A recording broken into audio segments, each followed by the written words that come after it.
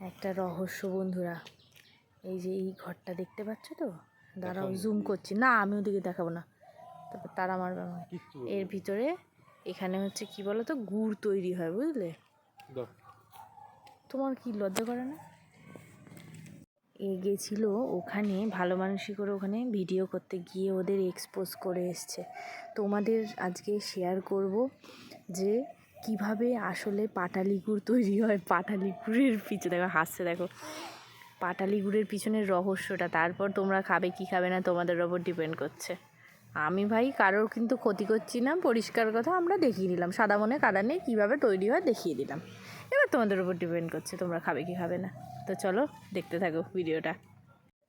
এই যে এর ভিতরে এই যে গোল গোল যে এই ছাঁচগুলো করা রয়েছে, এর মধ্যে হচ্ছে যেই গুড়ের যে ইয়েটা লিকুইডটা তৈরি হয়, ওটা এর মধ্যে ঢেলে ঢেলে তৈরি করা হয়, মানে শেপে আসে পাটালি। তো এখানে দেখতে থাকো।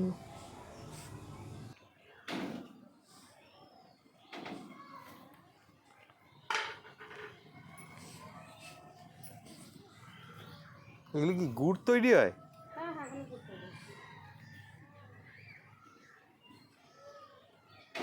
বেসিক্যালি আমরা জানতাম, মানে আমার তো গুড় খুব ভালো লাগে, আমি জানতাম তো গুড় বেশ খেজুরের রস দিয়ে তৈরি হয় পাটালি।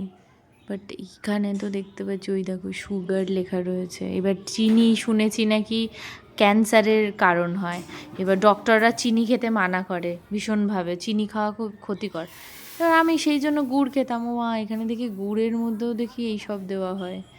তো ওই দেখে আমি ভাই ঠিক করলাম যে না থাক, এটাও বন্ধ, এবার থেকে আর কি করি।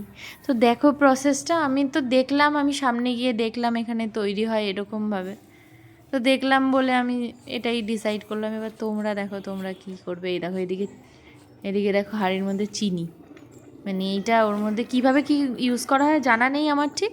তো যাই হোক, এটা তো যেটুকু দেখলাম তোমাদের সাথে তুলে ধরলাম তোমাদের সামনে, কেমন লাগলো জানিও। টাটা।